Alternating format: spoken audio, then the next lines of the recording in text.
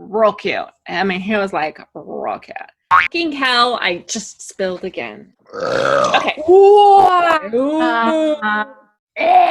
And this, and this, and this. You were like a air traffic controller. Hey, girl. I hear you like wieners. Yep. Jizzlin and Beer Caitlin should...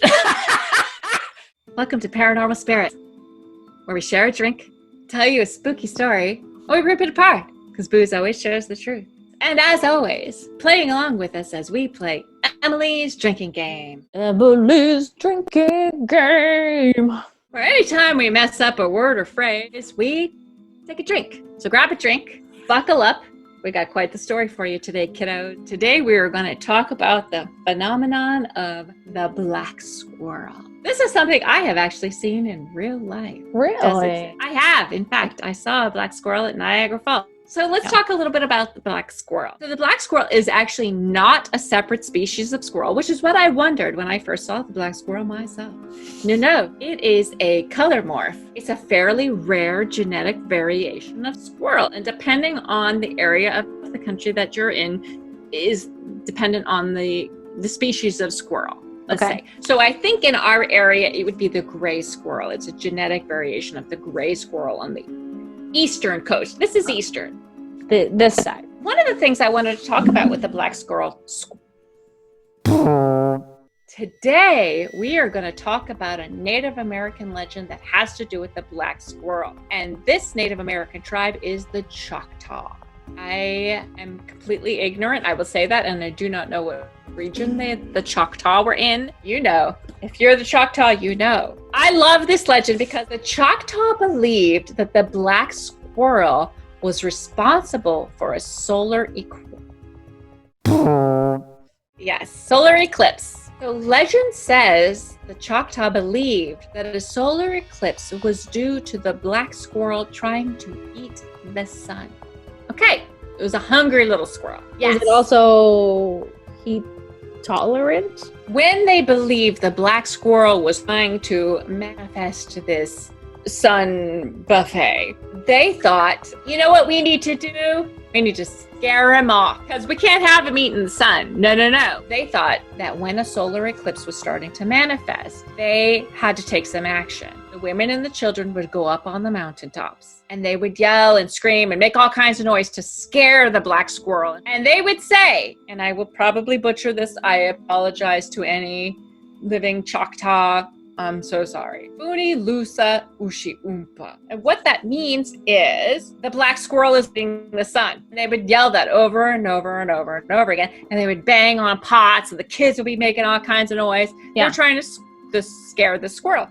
So it was kind of like, we're going to scare the squirrel, but we're letting everyone know, hey, y'all, black squirrel's trying to eat in the sun. Imagine if you were trying to like stop something from happening by just yelling what was happening. The snowplow's hitting my mailbox!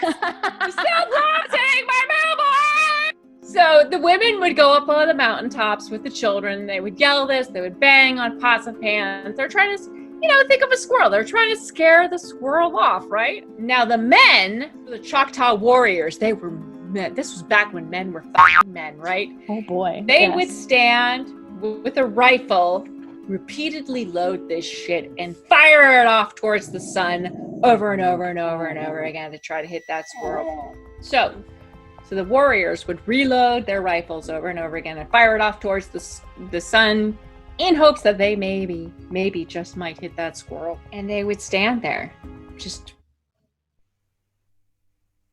but they would do it over and over again to try to hit that damn squirrel. So they actually believed that the solar eclipse was a black squirrel? Black squirrel trying to eat the sun, yes. How big were the goddamn squirrels at that point in time? They were real big. So they would do this. So the women and the children would be shouting, the men would be firing off rifles, and there are accounts of this like going on, right? And then as the moon's shadow began to move and the sun began to come back out, you would hear a joyful shout from the women. Uni lusa osh mathata, which means the black squirrel is frightened. So they would literally scream Fatuna Machata. Which again, I'm probably butchering and I apologize to I apologize apologize to any Choctaw out there. But anyways, what they were saying basically is it was a celebration. The black squirrel is frightened. We scared that shit off. So this happened every time there was the solar eclipse with the Choctaw. They believed it was, in fact, the elusive, rare black squirrel.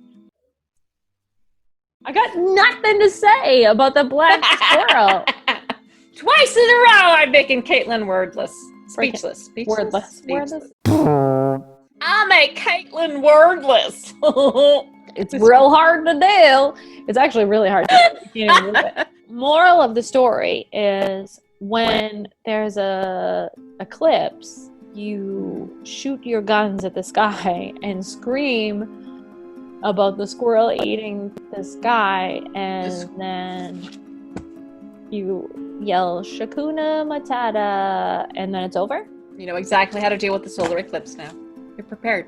My job here is done. So that's the very informative story. That's a crappy story about the squirrel in the solar eclipse, about the elusive black squirrel. What even the fuck did we just talk about? That's a crappy story of the black squirrel eating the sun.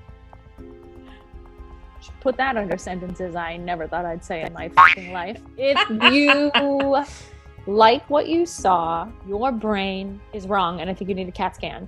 Feel free to do the thing, like, subscribe, ring the bell, do all that stuff so you can get told when we post other crappy stories. We'll see you next time, and go and get the hell out of here. Get out. Bye. Bye.